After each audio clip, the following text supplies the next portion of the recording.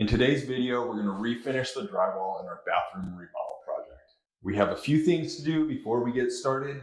We got to fill some holes in the wall, some cracks in the ceiling, TSP the walls prior to all that to pull out all the oils before we sand, and then re-skim coat the walls.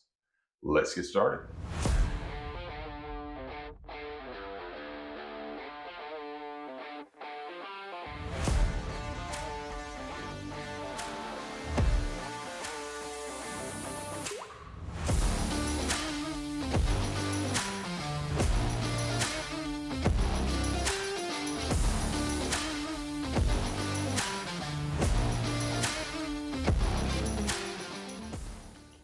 I started by TSPing the walls. This took all the oils and all the grease from fingerprints and whatnot out of the walls. You want to make sure to get all this out because if you do sand, it'll end up just basically grinding it all in there. And take all the trim and the stuff off of anything in the ceiling, like the registers for the AC unit, the skylight deal, and the exhaust fan. Here you can see I have a crack in the ceiling. I ended up using some drywall tape and making sure I sand it down first, put some drywall tape, and then joint compound over it. That way it's held together. We also have some nail pop in the ceiling. This is from vibration from the AC, from people walking in the attic. Could be from quite a few different things, but again, you're going to want to make sure to run some screws in and then sand everything down. Pull all of the nail pop out and then re-joint compound everything. This will get you good adhesion with the new joint compound if you take everything out, sand everything back down, and then start from scratch. All right, we're about ready to start sanding some of the orange peel or the texture off of the wall. I've got my orbital sander with this adapter I got. It's called duct tape, and it's hooked up to a shop vac. That way it sucks all of the dust out. So let's see how this works. I got a 24 grit trial by fire. Yeah, that's actually 60 grit, not 24. And it was just enough to hit the high spots in the texture and then etch enough for the new joint compound to stick. So looks like it's working out. That 24 grit does take it down quite a bit. It's going to take quite some time, but I mean, a little bit of time, some elbow grease, it should come out pretty good. Well, that ends my night. The foam backing came off of my orbital. So 7 o'clock at night anyways, I'm going to get the kids ready for bed and go to Home Depot first thing in the morning. When they open up, I'll grab a new foamy and we'll get back at it.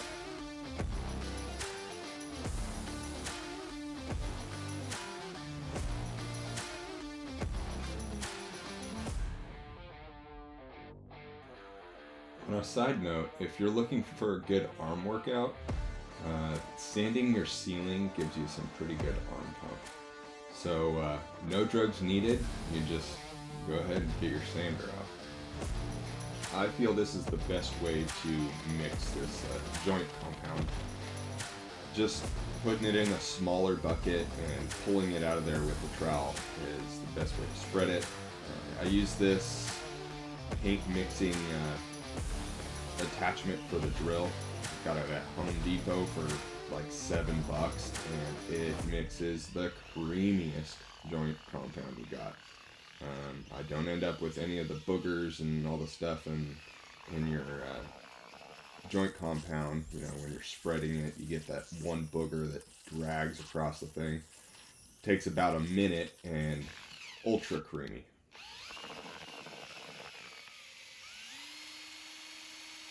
Okay, originally I thought I was going to sand down all of the texture on the drywall. This seems to be quite a feat, so I think what I'm going to do, I tested out a little portion behind me. I partially sanded it down, that way the skim coat of joint compound would then have something to adhere to. So I'm going to do a light sand over the top, and then I will do a skim coat over it, and then I'll sand from there. I think that's going to be the more effective way and a less time-consuming way of getting the finish that we want on walls.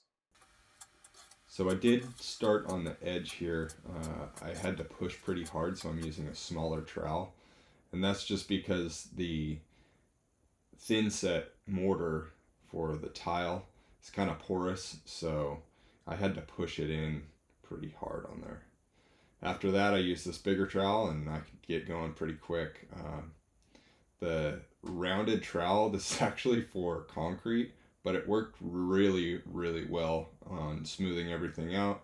And then if you like the trowel marks that are left in there, I'll show you those a little bit later, but if you like them, then this is a great way to achieve them with a larger trowel.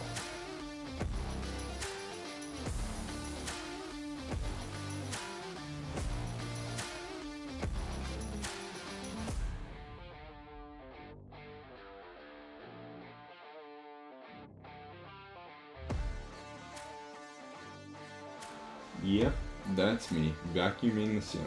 Anytime you sand, you're going to want to either run a broom, or in this case I used a vacuum with a brush on it to clean off any of the dust before your next coat or before primer or paint. I wanted to show what it looks like after the first coat of mud. It doesn't have to be perfect, it's just to get the first coat on and get the texture to kind of start disappearing. I did learn, make sure you start in your corners. Get the corners worked well, and you can see using a smaller trowel, making sure you get them kind of perfect. This is so you don't have to come back and try and sand in the corner, which is much harder than taking your time and getting these corners looking right. I don't want to drag my knuckles in there. That's probably the biggest annoyance, doing these corners, dragging your knuckles through it. So just getting nice and smooth, and then drag your knuckles through it.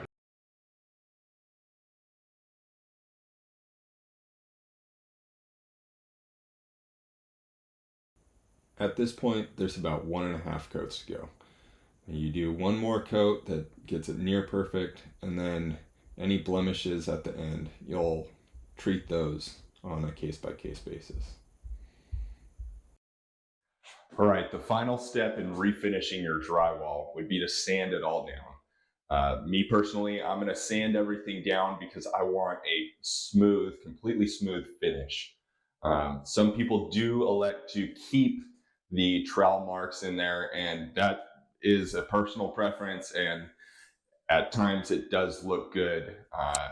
But for me, in the bathroom, I want something that I can wipe down clean, because keeping it sanitary and then keeping all the moisture and just keeping everything clean, it's a lot easier with that smooth surface. One thing I haven't touched on yet is the PPE. So you're going to want a respirator and some goggles for this portion.